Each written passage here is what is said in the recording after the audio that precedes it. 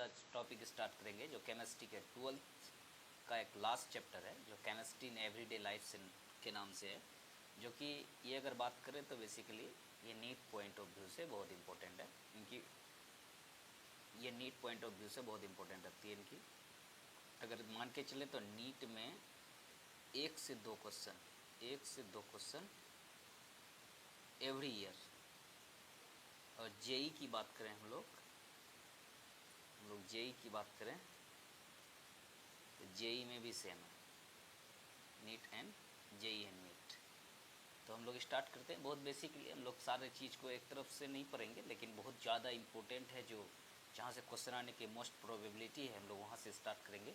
Let's begin our chapter chemistry in everyday life. तो नाम से ही क्लियर है, chemistry in everyday life. Everyday life means हम जो चीज़ यूज़ करते हैं in our everyday daily day to day life में, उसकी केमिस्ट्री, उसकी बनावट, उसका इम्पोर्टेंस, उसका एक्शन, इसको हम लोग इस चैप्टर में डील करेंगे। और यहाँ पर आपको इस चैप्टर का ऑब्जेक्टिव में भी दिया गया है कि हम लोग इसके बाद हम लोग क्या जान पाएंगे आफ्टर विजुअलाइजिंग और reading the concept of this chapter. सबसे पहला है कि visualise the importance of chemistry in everyday life. उसका दूसरा है explain the term chemotherapy. Chemotherapy के बोले हम लोग जानेंगे। फिर ड्रग्स के बारे में पढ़ेंगे, फिर कुछ ड्रग साइट के इंट्रैक्शन और कुछ enzyme, explain how the drugs function के बारे में देखेंगे। फिर कुछ आर्टिफिशियल स्वीटनिंग और फूड प्रिजर्वेटिव जो कि बहुत इंपॉर्टेंट है, ये सब देखेंगे। उसके बाद फिर क्लींसिंग एक्शन के बारे अंत में हम लोग देख करके चैप्टर को एंड कर देंगे। तो हम लोग एकदम मोस्ट फंडामेंटली देखते हुए आगे सारे चैप्टर को कवर करेंगे, लेकिन हम यहाँ पर मोस्ट इम्पोर्टेंट टॉपिक को हाईलाइट करते हुए चलेंगे। और जो बेस्ट होगा वो मतलब जहाँ से क्वेश्चन आने की मोस्ट प्रोबेबिलिटी है, हम लोग वहाँ से स्टार्ट करेंगे। तो स्टार्ट करते हैं और खूबसूरत सा chapter chemistry in everyday life start. तो देखिए, सबसे पहले हम लोग तो यहाँ देखते हैं कि the principle of chemistry has been benefit of mankind. मतलब ह्यूमन का मतलब ह्यूमन नेचर में जो ह्यूमन का डेली लाइफ में जो यूज़ होता है, हम लोग उसको बारे देखेंगे। थिंक क्लीनिनेस मतलब साफ़ सफाई के बारे देखेंगे। सोप, डिटर्जेंट आ गया, household bleach, toothpaste to mind. तो ये सब कहानी है, ये सब आप लोग देख लीजिएगा, इसमें बहुत बड़ी कोई बात नहीं है। हम लोग यहाँ से देखते हैं आगे। केमिस्ट्री सारा जैसे और भी केमिकल्स हैं, जैसे एक्सप्लोसिव हैं, रॉकेट्स है, फ्यूल है, ये सारा इलेक्ट्रॉनिक है, बिल्डिंग्स, हर जगह। तो हर जगह केमिस्ट्री का एवरीडे लाइफ में हर जगह इम्पोर्टेंस है।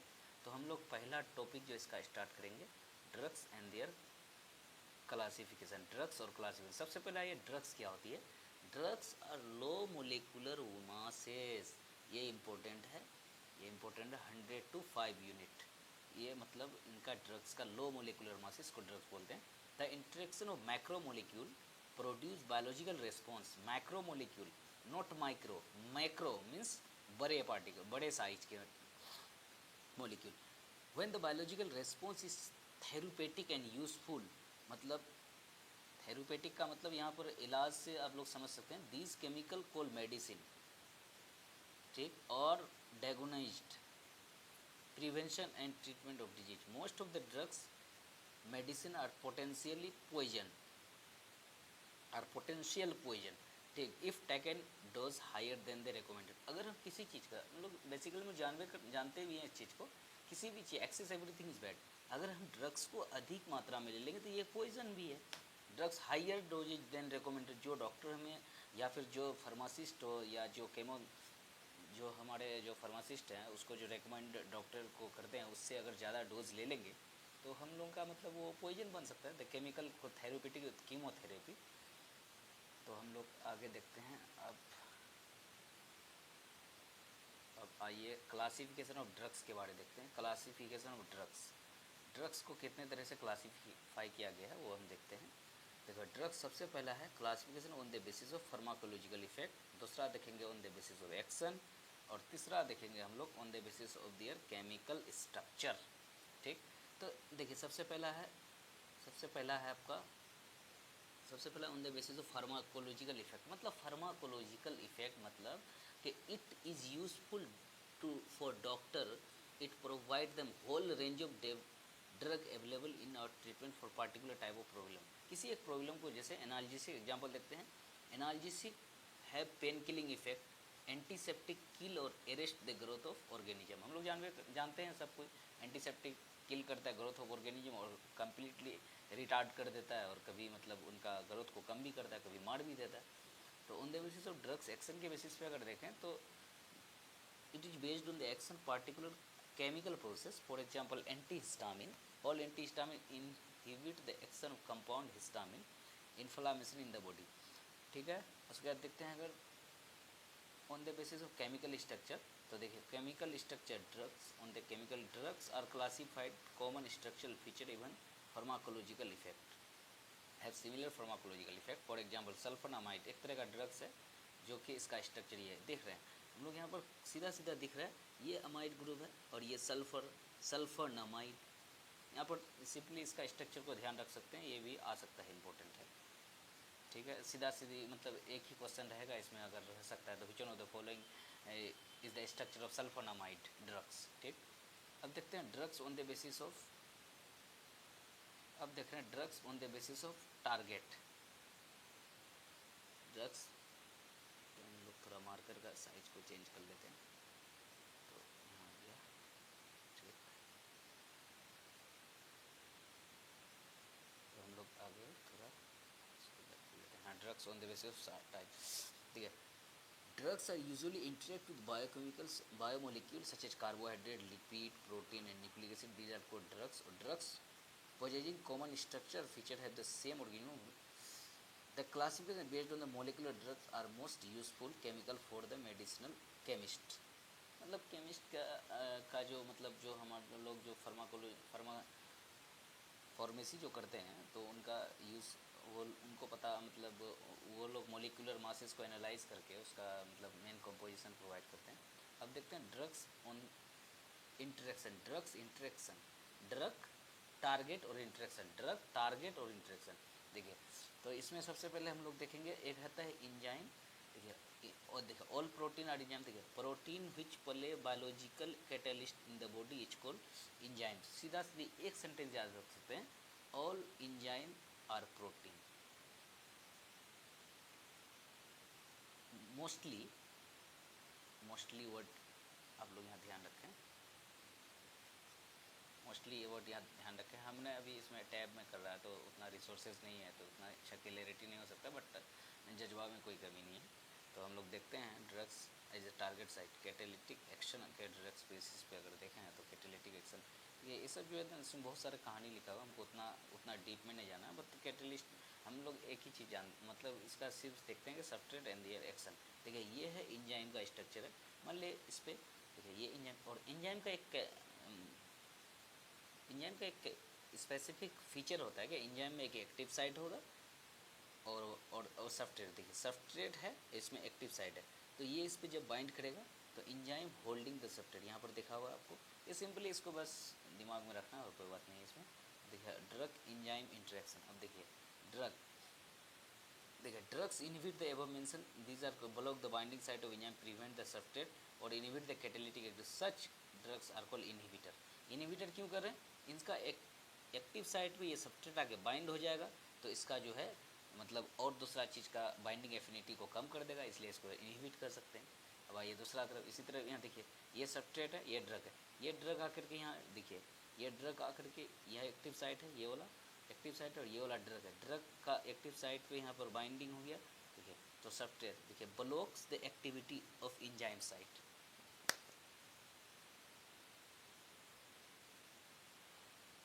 आप देखिए मच्छर आ जाते हैं कभी कभी, ये सबके साथ परेशानी है भाई। देखिए अब देखिए ये है इंजाइम एक्टिव साइट, ये है एक है एलोस्ट्रिक साइट, इनहिबिटर ऑक्यूपाई। देखिए एलोस्ट्रिक साइट क्या है, एक्टिव साइट के अलावा अगर कहीं और जगह में अगर बाइंडिंग करता है जिससे उसका एक्टिव साइट का शेप को चेंज कर दे, तो उसको हम लोग बोलते हैं इनहिबिट एलोस्ट्रिक साइट, मतलब अदर देन एक्टिव साइट, ठीक। अब देखिए ये लिखा हुआ है, this drugs some drugs do not bind the enzyme active site, this are different from enzyme called allosteric site, ठीक है। देखिए अब आगे हम लोग देखते हैं, ये सब कुछ नहीं है, ये सब मतलब हम लोग बायो में ऑलरेडी पढ़ चुके हैं। तो ये सब double membrane layer, chemical binding, ये मतलब ये सब बहुत इंपॉर्टेंट नहीं है। यहाँ से क्वेश्चन आते भी नहीं है, जहाँ से क्वेश्चन आते हैं हम आपको वहाँ लेके चलते हैं। देखिए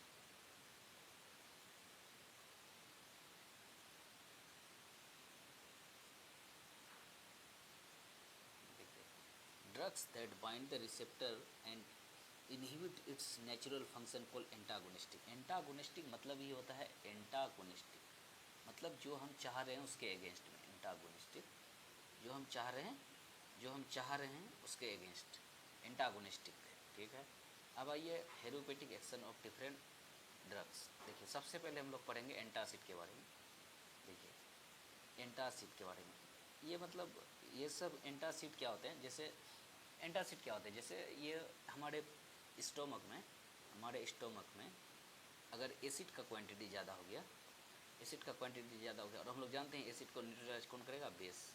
एसिड को कौन करेगा, न्यूट्रलाइज, बेस। तो एसिड बेस मीन्स क्या, न्यूट्रल हो गया।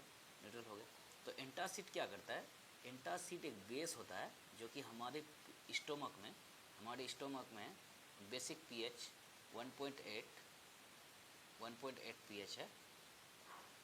ठीक है, तो इसको जो है मतलब न्यूट्रल कर देगा। तो ये हमारा एंटासिड उसी को बोलते हैं। जैसे देखिए यहाँ पर कुछ एंटासिड का एग्जांपल दिए हुए, हिस्टामिन दिए हुए, साइमेटिडिन दिए हुए हैं, और भी एक नीचे है रेंटिडिन। देखिए साइमेटिडिन अभी जेई 2022 में साइमेटिडिन का स्ट्रक्चर पूछा, तो जस्ट आपको रटना नहीं है, साइमेटिडिन का स्ट्रक्चर बहुत इंपॉर्टेंट है। आप यहाँ से इसको देख सकते हैं। देखिए साइमेटिडिन, बस इसको याद नहीं करना, बस रोज़ सुबह उठना है, एक बार इसको देख लेना है सिर्फ। देखिए अब दूसरा आते हैं एंटी हिस्टामिन की तरफ। Histamine are the potent vasodilator, बहुत इंपॉर्टेंट। हिस्टामिन ये पोटेंट वेसोडाइलेटर, मतलब वेन को डायलेट कर देगा। ठीक है, it various function, it contract the smooth muscles of bronchi, gut, relaxes other muscle. Bronchi जो कि बायो में पढ़ते हैं। Histamine is also responsible nasal congestion, मतलब जो हमारे नाक से सर्दी जिसको कह सकते हैं वो आता है, with common cold and allergic response to pollen grain. जानते हैं हम लोग बहुत सारा पोलन ग्रेन, हमारा बॉडी बहुत सारा फॉरेन पार्टिकल के अगेंस्ट रेस्पॉन्स शो करता है, जिसे उसमें एक पोलन एलर्जी के नाम पे आता है, पोलन एलर्जी। सिंथेटिक ड्रग में आइए देखते हैं पहला brompheniramine, Dimetapp and terfenadine, Seldane as the antihistamine. देखिए अब यहाँ देखिए, यहाँ पर कुछ दिया है ड्रग्स का स्ट्रक्चर। यहाँ पर हम लोग देखेंगे टर्फेंडाइन। देखिए यहाँ पर इसको सिंपली याद रखने का, ये OH और ये OH, यहाँ पर अलग अलग बेंजीन, ये वाला बेंजीन रिंग से जुड़ा हुआ है, ये तो ये दोनों कहेगा तो फॉलोइंग बेंजेनॉइड हिस्टामिन, तो एंटीहिस्टामिन। तो यहाँ पर हम लोग उसको देखेंगे, आप देख ही रहे हैं, ये भी बेंजीन है, ये भी बेंजीन है।